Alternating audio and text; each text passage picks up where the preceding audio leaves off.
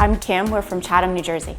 We moved into the house, it had older appliances, some of which we replaced, but some of which we weren't able to.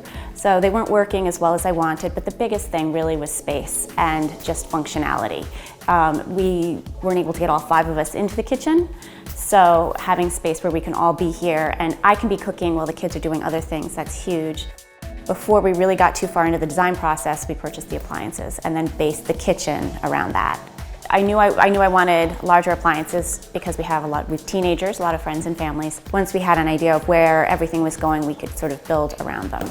Our architect put us in touch with Designer Appliances. We got a great price there. We were able to purchase the appliances at the end of the previous year. Designer Appliances was able to hold on to them for many months for us, which was incredible for our design process as we got the permitting done and our build just took a little bit of extra time. It was incredibly helpful to us that Designer Appliances was able to store them for us and then bring them in when we needed. Having appliances that make it so easy to do the cooking has been wonderful. We put in a second dishwasher, which is great for the kids.